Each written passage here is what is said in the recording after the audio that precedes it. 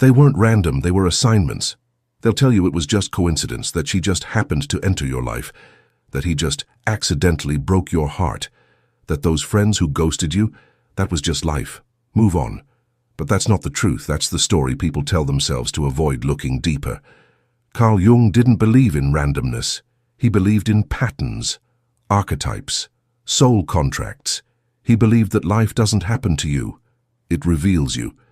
He said, until you make the unconscious conscious, it will direct your life, and you will call it fate. Now pause. What if that breakup wasn't meant to break you, but to break your illusion? What if the betrayal wasn't bad luck, but a divine interruption to pull you out of a toxic timeline? The universe doesn't send people. It sends mirrors. People come into your life to reflect the very thing you're not willing to see, your fears, your wounds, your worth, your patterns. The one who loved you then left? They were showing you how attached you've become to temporary things. The one who manipulated you with tears. They were exposing the part of you that still believes love must be earned through suffering. And the one who walked away without closure. They were teaching you that you are the closure you were searching for. So no, it wasn't random. None of it. It was spiritual surgery. It was your soul calling in exactly what you needed. Not what your ego wanted, but what your evolution demanded. Because sometimes, God doesn't send angels to comfort you. He sends people to trigger you, so that the parts of you that still need healing can no longer hide. This isn't about blame. This is about awakening. Because every person you've ever loved, hated, feared, or obsessed over was never a mistake. They were an assignment, a reflection, a message from your own unconscious, from your own soul, from the parts of you crying out, please, grow. Carl Jung didn't study people. He studied the patterns behind them. And when you start doing the same, you'll stop asking, why did they hurt me? And start asking, what were they trying to teach me? And that shift, that's when the healing begins. That's when you stop surviving the past and start remembering who you were before it. Chapter 1. The universe speaks through people. Carl Jung didn't see people as random faces passing through time. He saw them as messages wrapped in human form. Every person is a mirror, he said, but not the kind you use to check your hair. A deeper mirror, the kind that reflects the parts of your soul you're too afraid to look at, not who you pretend to be, but who you really are, underneath the masks. Let's go deeper. Ever had a stranger say something so specific, so piercing? It felt like the universe spoke through them. That wasn't luck. That wasn't coincidence. That was alignment. That was a soul contract activating at the exact second your soul was ready to hear the truth. Ever fallen in love with someone who lit up your world, only to watch them vanish like smoke? That wasn't betrayal. That was your shadow taking human shape, to show you exactly what you've been suppressing, denying, or refusing to heal. We think we choose people, but more often they're chosen for us, by something far bigger than our plans, by the unconscious. Because the universe doesn't send comfort, it sends clarity. The truth is, people are assignments. Some are gentle guides, who whisper healing into the cracks of your soul when you're too tired to fight. Some are teachers, who challenge your thinking, your patterns, your ego. And some are destroyers with divine permission, sent not to ruin you but to strip away the lies you've built your identity on. They don't show up to make you feel good.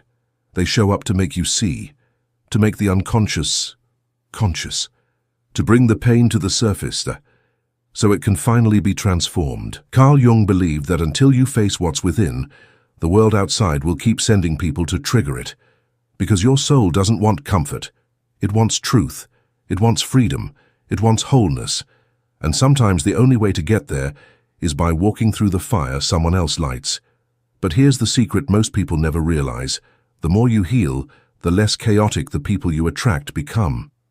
Because as you change internally, the universe stops needing to send teachers in the form of heartbreak, betrayal, or pain.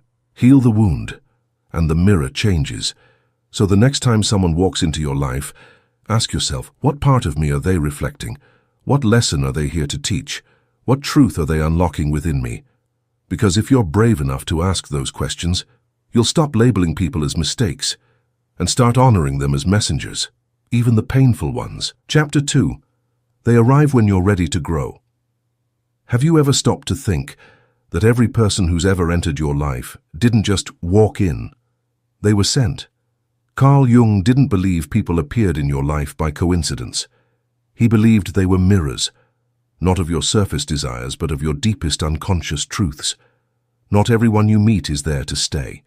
Not everyone is there to love you, support you, or comfort you.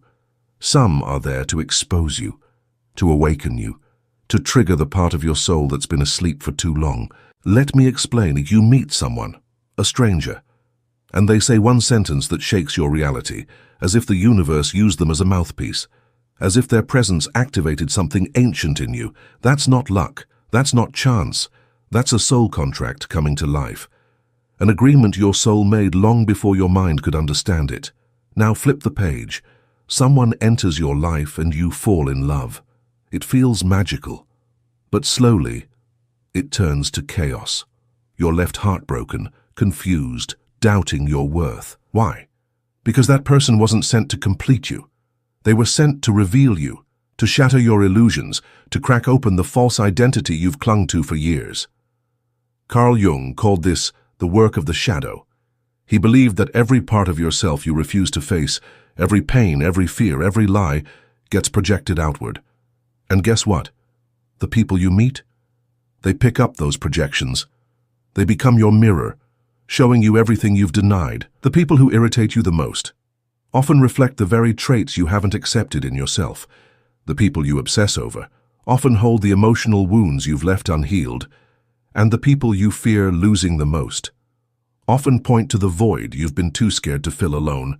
So no, people don't just show up. They are placed strategically, intentionally, spiritually. Some are guides, some are messengers, and some are destroyers with divine permission. They tear down your ego. They rip off the mask. They force you to face the pain you thought you buried. And while it hurts, it's sacred. Because in Jungian psychology, this is the path to individuation, to becoming your whole self, to integrating every lost, broken, or exiled part of your being. You don't become your highest self by reading books. You become your highest self by surviving the people who were sent to challenge your illusions. That friend who betrayed you, they weren't evil. They were a mirror, sent to show you your own abandonment wound. That partner who triggered every insecurity in your chest, they were holding up the mirror your soul had been avoiding, and the ones who walked away without closure, they were the ones teaching you. You are the closure, because no one outside of you can finish what's incomplete inside you. This is why Jung said, until you make the unconscious conscious, it will direct your life, and you will call it fate. Most people spend their entire life running from their triggers, but what if the trigger is the teacher? What if that person you can't forget is still lingering in your energy, not because they're meant to return, but because the lesson they carried hasn't been accepted? Here's the truth. Every human interaction is sacred data. Every relationship is a spiritual classroom, and every heartbreak is a syllabus for transformation. So instead of asking, why did this happen to me? Ask, what is this trying to reveal in me? Because the universe doesn't speak in words, it speaks in people, and when you're finally brave enough to listen, you'll realize you were never being punished. You were being prepared. Chapter 3. The wound is where the light enters. It's easy to hate the ones who hurt you, to replay the betrayal, to resent the silence, to curse the pain. But what if they weren't enemies? What if the people who shattered you were actually sacred messengers, wearing the disguise of chaos? Carl Jung understood this truth better than anyone. He didn't see suffering as punishment. He saw it as a portal. He said, there is no coming to consciousness without pain. Because the soul doesn't evolve through comfort, it evolves through cracks. And the ones who cracked you open, they were never random. They were precisely designed to pull you out of your false self, to burn away the parts of you that were built in fear, in people-pleasing, in survival. Think about it. That person who betrayed your trust? Yes, it burned, but that pain forced you to finally question who you give your energy to. That lover who left you in the dark without answers, That abandonment, it broke you, but it also built you. It taught you to create your own light. To stop depending on someone else's flashlight to find your way. That friend who turned cold when you needed them the most, their absence, it hurt. But it also revealed a painful truth. Not everyone deserves a seat at your healing table. These aren't just stories. They're initiations. They're sacred fires. They're invitations to a deeper self, one that's not defined by who stays, but by who you become when they leave. Because here's the truth Jung taught. The wound is the birthplace of the breakthrough. And the people who wound you, they're the midwives of your transformation. You don't become powerful by being protected from pain. You become powerful by learning how to transmute pain into purpose. Yes, they hurt you, but in doing so, they unlocked doors inside you that would have never opened otherwise. You stopped giving blindly. You stopped tolerating nonsense. You started valuing your presence. You started healing the childhood beliefs that whispered, "You're not enough unless you're needed." So don't curse them. Thank them. Thank them for doing the job your comfort zone refused to do. Thank them for being the storm that tore your roof off, because only then did you look up and remember. You were always meant to build a sky of your own. In Jungian psychology, the shadow isn't your enemy, it's your invitation. And often, it's the people who trigger your shadow the most who carry the key to your next evolution. So instead of asking, "Why did they hurt me?" ask, "What did their presence awaken in me?" That's where healing begins, not by forgetting what happened, but by remembering what it taught you, and that's how the light gets in. Chapter 4. Souls travel in packs. Have you ever locked eyes with someone for the first time and felt like the conversation already started lifetimes ago? That unexplainable sense of déjà vu, that deep knowing without explanation, as if your soul whispered, "Oh, it's you again." That's not chemistry, that's recognition. That's memory, not of the mind, but of the soul. Carl Jung believed that beneath all individual psyches exists the collective unconscious, a vast spiritual blueprint where soul memories live, untouched by time or space. It's the reason you can meet a complete stranger and feel more safe, more seen, more connected than you've ever felt with someone you've known for years. Because sometimes the body meets for the first time, but the souls have danced before. This isn't fiction, this is resonance. Some souls walk into your life not to teach you something new, but to help you remember what your soul already knows. You say, "I've known you forever," but what you're really saying is, "My soul has been waiting for this reunion." These aren't relationships, these are revelations. Sometimes they last a moment, sometimes they stay for years, and sometimes they come, crack you open, then leave, because their work is done. Soul contracts, agreements made before this life, forged in energy, sealed in purpose. Some are meant to love you, some are meant to trigger you, some are meant to wake you up from the coma of unconscious living. You don't attract them, you remember them. And when that remembrance happens, it's like the universe pauses for a second, everything aligns, the noise fades, and for a brief moment you step outside time into a space your soul has been to before.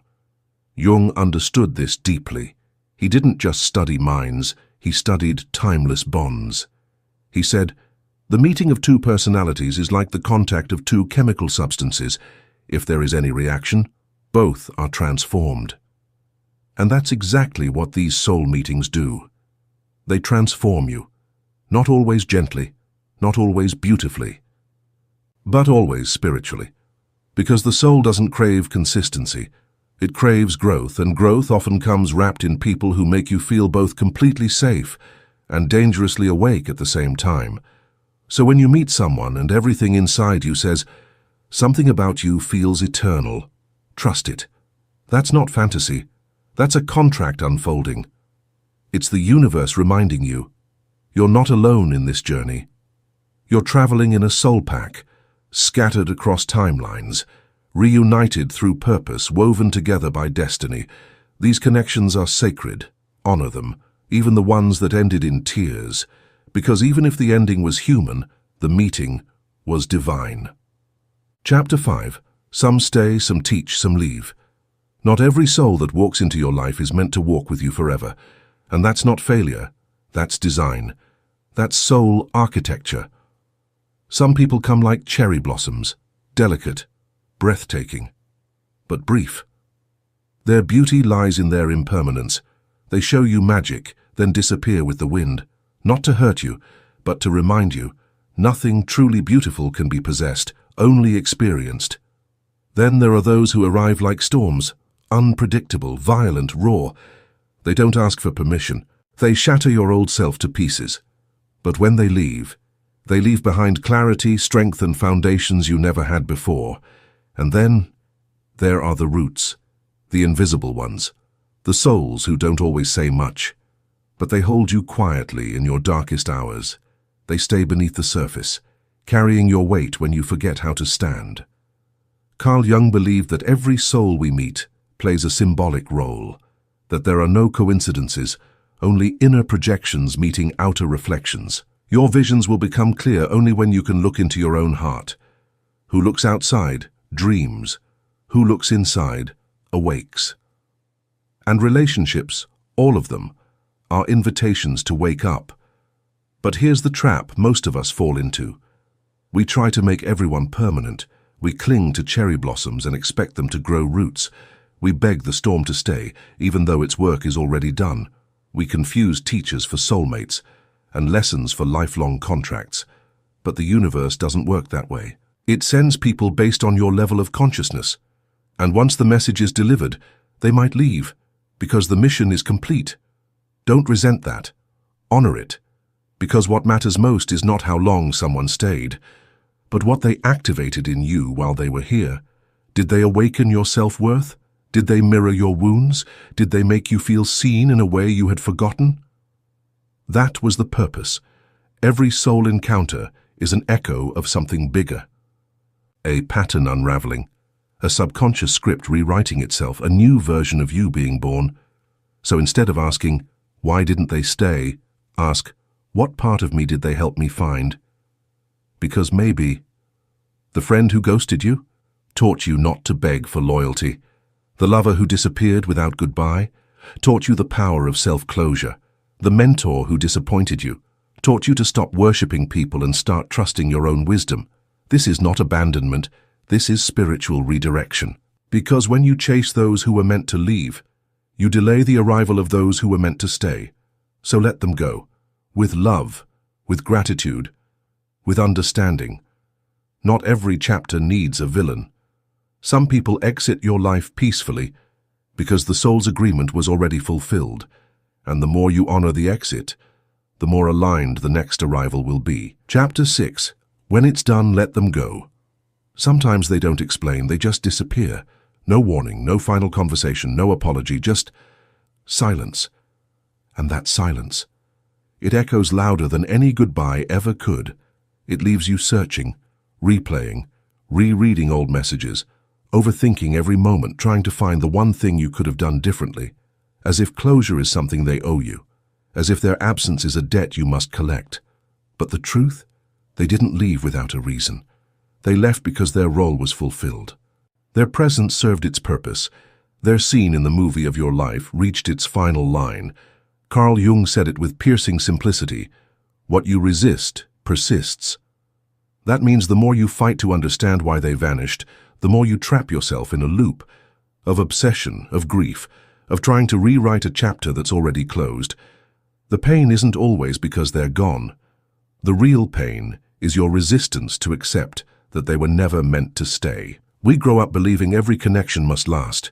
We're conditioned to believe that real love never leaves, that real friends never go silent. But that's just a story, not reality. Because in truth, some souls come to awaken you, not to accompany you. They arrive to shake you, to mirror something inside you, to push you out of your comfort zone, to trigger your evolution. And once the work is done, they vanish, not as punishment, as completion. But we hold on because we confuse longevity with value. We think the longer someone stays, the more meaningful it was, but sometimes it's the briefest connection that holds the deepest message. So when someone leaves without closure, without explanation, Let that be the closure. Understand this. Closure isn't something they give you. It's something you give yourself. You don't need their words to make peace with your path. You don't need their validation to reclaim your power. Instead, ask, what did their presence awaken in me? What version of myself was born through that pain? What did they mirror that I was too afraid to see on my own? That's where the healing lives. And here's the deeper truth. When you refuse to release someone whose role is done, you block the arrival of those who are truly aligned with your next chapter. Don't let nostalgia become a prison. Don't let memory keep you stuck in moments that were only meant to move you forward. Let them go, not with bitterness, not with anger, but with quiet gratitude for the lesson. Because sometimes the universe says they're not meant to explain, you're meant to evolve. So breathe, bow your head, say thank you, even if they never heard it. Because some of the deepest goodbyes don't sound like endings, they feel like rebirth. Final reveal. You are also a teacher in someone else's life. While you've been sitting in silence, overthinking their absence, someone else has been healing because of your presence. While you've been asking the universe, why did they enter my life? There's someone somewhere quietly whispering, why did you enter mine? We spend so much time analyzing who hurt us, who taught us, who transformed us, that we forget we have done the same. You weren't just a student in someone else's story. You were a mirror in theirs. You were the trigger, the comfort, the storm, the safe place, the mirror that revealed what they could no longer ignore. Yes, you. You were the reason someone confronted their fear. You were the reason someone let go of their past. You were the catalyst for a stranger's transformation, even if they never told you, even if they disappeared afterward, even if they'll never say your name again. That's the thing about soul contracts. They don't always come with a thank you, but their effect is permanent. Carl Jung didn't just study the conscious mind. He studied the soul's design, the way our lives interlock like puzzle pieces, the way pain connects us, the way we pass lessons between each other like sacred torches. We are not isolated incidents. We are not separate stories. We are threads in one divine tapestry, woven together by destiny, designed by a force deeper than logic. And in that tapestry, you're not just a receiver, you're a transmitter. You've been the person someone couldn't forget. You've been the one who shattered an illusion. You've been the quiet voice that sparked someone else's awakening. You don't need to be famous. You don't need to be loud. You don't even need to know you've done it. Because your energy, your growth, your light, your shadow, your words, your silence, they've all been lessons in someone else's classroom. So before you mourn who left, before you spiral into self-blame or regret, pause and realize this. You're part of the design too, not just as a seeker, but as a guide. You've been someone's turning point. You've been someone's sign from the universe. You've been someone's sacred detour, leading them out of patterns they never saw until you appeared. That's the quiet power of being human. That's the invisible work of the soul. So next time you feel small, forgotten, replaceable, remember, you are also the answer to someone else's question. You are also the lesson in someone else's growth. And even if they never say it out loud, you mattered. You changed something. You left fingerprints on their evolution. That's the beauty of it all. We're not just living, we're weaving. Every meeting, every heartbreak, every goodbye, a stitch in the soul's fabric. This isn't chaos. This is choreography. And Carl Jung knew that. He didn't just study the psyche, he mapped the blueprint of the soul's evolution. And if you're reading this, if you've ever wondered why you crossed paths with certain people, why you had to feel so much, lose so much, change so much, maybe it's because you weren't just meant to be transformed, you were meant to transform others. And that makes you a soul teacher too. Chapter 7. The wrong people teach you the right lessons. They ghosted you, they lied. They loved you just enough to keep you hanging, but not enough to stay. They made promises they never intended to keep. They left you wondering, was any of it even real? And the worst part, they never gave you closure. They walked away as if you never mattered, leaving behind shattered pieces of your heart, while you stayed up, night after night, trying to glue yourself back together with questions. But here's the uncomfortable truth. They weren't a mistake, they were a message. Carl Jung said, "What you deny in yourself will appear in the people you attract." Let that hit hard. That person who disrespected you? They reflected your lack of self-respect, the one who abandoned you when you needed them most. They mirrored your unconscious fear of being alone, the one who emotionally manipulated you. They triggered the part of you that still believes love must be earned through suffering. These people weren't here to love you. They were here to wake you the hell up. Because the most powerful lessons don't come wrapped in peace, they come wrapped in pain. The wrong people are often the perfect mirrors. They expose the parts of you you've ignored, denied, or sugar-coated for too long.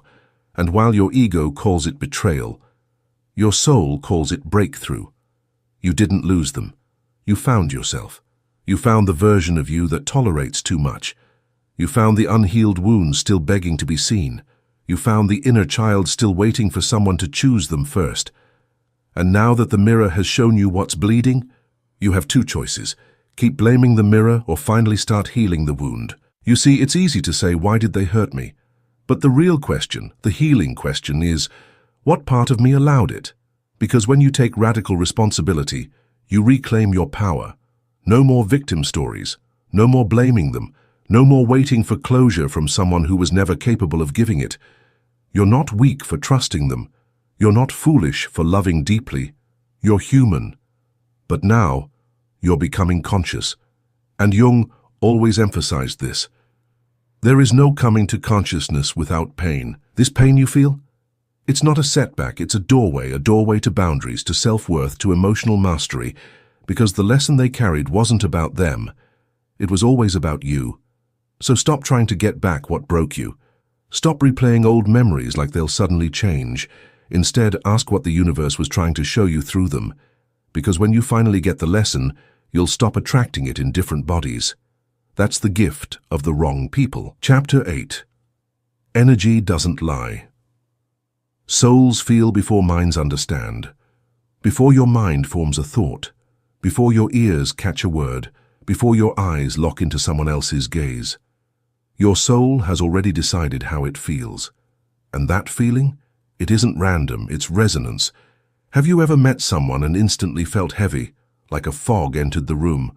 Or someone who said nothing, but your heart exhaled just because they were near? That's not superstition. That's energetic intelligence. That's the truth your nervous system knows before your brain catches up. Carl Jung believed in psychic fields of energy, that every person carries with them an invisible force made of trauma, memories, beliefs, pain, joy, and truth. And when that field collides with yours, there's a silent conversation that begins. You can fake a smile, you can say the right words, you can wear the mask, but your energy always speaks first. And the soul, it listens. You feel it when someone's words say, "I love you," but your body tenses up. You feel it when someone is being polite, but it feels like your light is being pulled inward. You feel it when someone gives you compliments, yet you walk away feeling empty, not empowered. Why? Because energy doesn't lie. Jung knew this, that our unconscious mind stores more data than we can ever process consciously. It reads facial micro-expressions. It decodes tone of voice. It scans the room for emotional patterns. It feels what's behind the words. That's why you've trusted people who seemed nice but drained you, and avoided others who seemed harsh but carried a quiet safety you couldn't explain. That's soul recognition. That's vibrational alignment. And it's why silence often reveals more than conversation ever could. Energy is always talking. The question is, are you finally ready to listen? Because the most powerful form of intuition isn't logic. It's the body's reaction to invisible truth. That uneasiness in your gut, that tension in your shoulders, that strange feeling that you can't put your finger on. That's your soul alerting you. And the more awake you become, the less tolerance you'll have for people whose energy doesn't match their smile. Some people carry chaos in calm faces. They've mastered the performance of kindness, but their presence still tightens your chest. Others carry peace in stormy eyes. They've been through hell, but when you're near them, you feel safe, seen, home. So trust the signal, not the script. The ones who drain you for a reason. They're leaking wounds into every room they enter. The ones who energize you, they've done the inner work. They've transmuted their darkness into presence. And here's the deepest truth Jung would want you to remember. Who looks outside dreams. Who looks inside awakens. When you awaken, you stop asking, why do I feel this way around them? And start trusting, if my soul flinches, that's enough. If my spirit expands, that's sacred. No logic needed, no explanation required. You are energy, you are frequency, you are vibration. And the people in your life, they're either raising your vibration or poisoning it. So protect your peace, protect your space, protect your energy like it's your oxygen, because it is. The soul always knows, even when the mind is in denial, even when the heart is confused, even when the mouth says, I'm fine. Your vibration doesn't lie. So trust it. You don't need closure. You don't need proof. You don't need evidence. If it feels wrong, it is. If it feels right, protect it. If it feels like home, honor it. That's how awakened souls move, not through words, but through energetic wisdom. Chapter 9. Letting go is a spiritual gift, not a loss. They left? Let them. No begging, no chasing, no bargaining with fate, because if they could walk away from the most honest version of you, they were never aligned with the most awakened version of you. Carl Jung once said, you are not what happened to you, you are what you choose to become. And in those words lies the secret. Letting go isn't about losing them, it's about choosing you. It's about realizing that the act of release isn't a breakdown, it's a breakthrough. It's not abandonment, it's alignment. You see, we confuse grief with regret. We think pain means we lost something irreplaceable. But the truth? Grief doesn't mean they were meant to stay. Grief just means your soul upgraded its standards, and now it's mourning the old version of you that didn't know better. Yes, you loved them, yes, you tried. But what you really miss is the comfort of who you were before you knew your worth. That's why letting go hurts so much, not because they were your future, but because they were part of your past identity, and you were still attached to the version of you that needed their validation to feel whole. But now, you've outgrown that chapter. You've risen above that story. You've stepped into a new frequency where begging becomes healing and chasing becomes choosing. You don't need closure from them. You need completion within yourself. And that's where the spiritual gift begins. Letting go isn't weakness, it's wisdom. It's the moment your soul whispers, enough. We're done apologizing for our standards. Because here's what most people don't realize. Letting go isn't about losing someone. It's about releasing the version of yourself that tolerated their absence while they were still present. That's where the transformation lives. You stop crying over someone who was emotionally unavailable and start asking yourself why you accepted breadcrumbs as a feast. You stop writing paragraphs to someone who responds with silence and begin rewriting your identity as someone who no longer begs for attention they deserve by default. You stop needing them to say sorry because you're too busy saying thank you to yourself for finally walking away. And the universe, it rewards this kind of release, because the day you let go of what you were forcing, you create space for what's been waiting. The right people don't come when your heart is still clinging to ghosts. They come when your hands are empty, and your soul is ready to receive something that matches its truth. So let them go. Bless them even. Not because they deserve it, but because you deserve peace. You deserve a life that doesn't feel like survival. You deserve love that doesn't require shrinking. You deserve alignment that doesn't need explanation. This is your spiritual liberation, not because it doesn't hurt, but because it heals. Because for the first time, you're no longer saying, why did they leave me? You're saying, why did I stay so long after I saw the truth? And that question? That's the beginning of power, of purpose, of peace. So here's the final reminder Jung would whisper into your rising soul. Your vision will become clear only when you look into your own heart. Who looks outside dreams. Who looks inside awakens. And maybe, just maybe, letting go wasn't the ending. It was the awakening. Chapter 11. The Return to Self. You were the answer all along. You kept chasing signs, kept begging the universe for a message, kept hoping someone, anyone, would come save you. But here's the truth. Jung knew all along. You were never supposed to be rescued. You were supposed to remember. Remember that the power you were praying for was already within you, the healing you searched for in others. It was sleeping in your own bones, the love you begged for. It was buried under years of self-rejection. You were not lost, you were waiting for this moment, this awakening, this return to self. Carl Jung said, "He who looks outside dreams, he who looks inside awakens."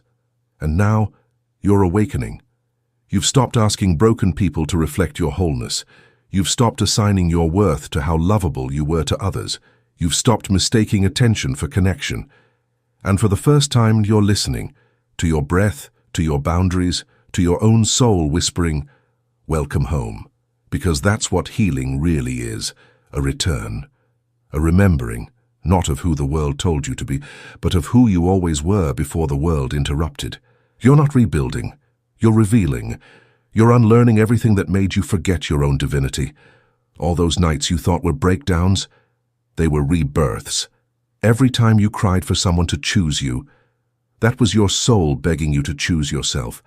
Every time you were abandoned, it was life removing what wasn't aligned with your rising. This isn't just healing, this is realignment. This is spiritual sovereignty. This is remembering that your light was never lost. It was just buried beneath the stories you were told. Stories that said you had to earn love. Stories that said you had to perform to be accepted.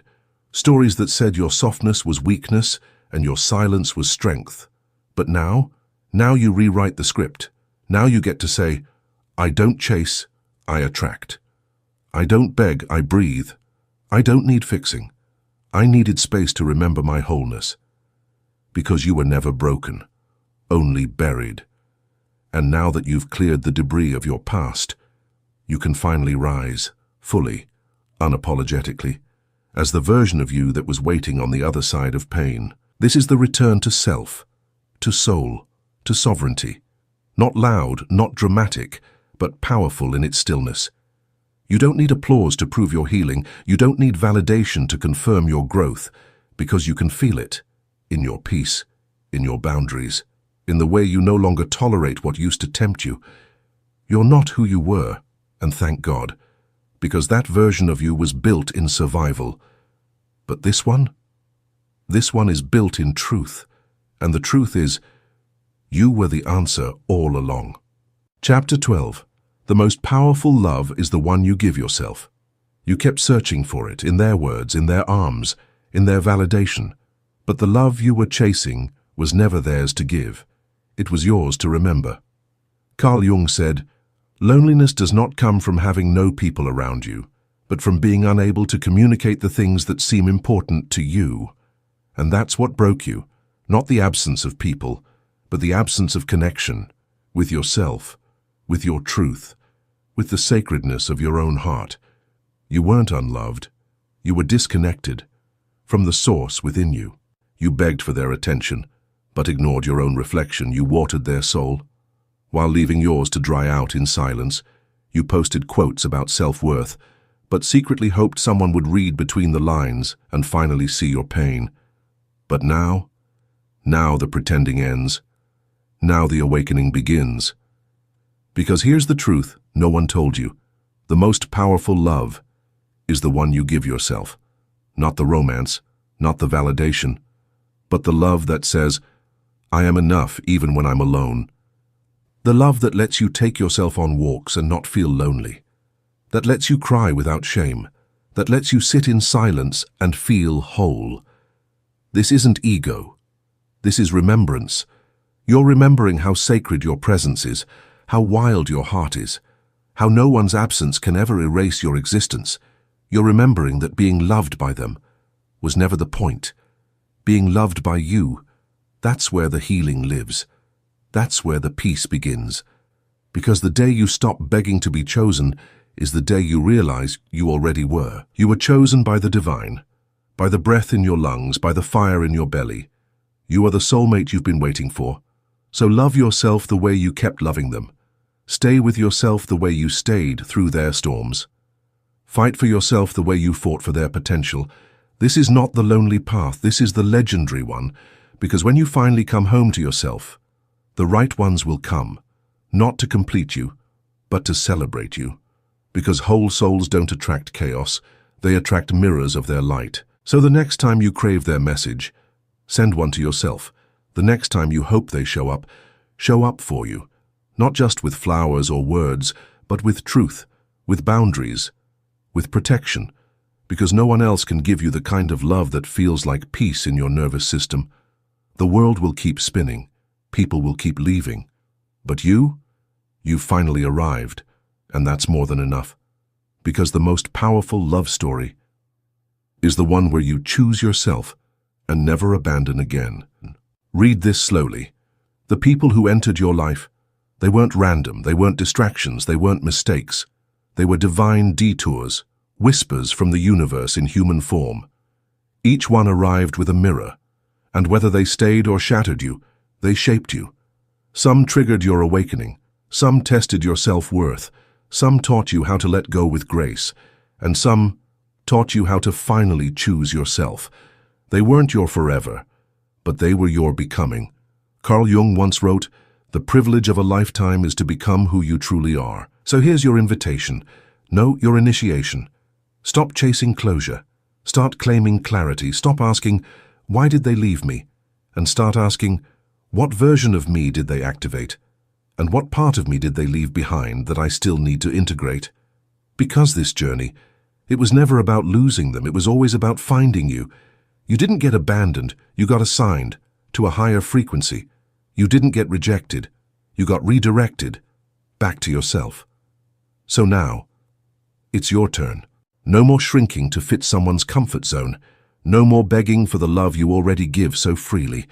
No more holding on to ghosts of what could have been. This is your spiritual rebellion, your energetic upgrade, your rebirth. Now declare it. Drop this in the comments if you're ready to step out of the past and into your power. I trust the timing. I honor the lesson. I choose the new me. Say it like a mantra. Say it like a promise to your future self.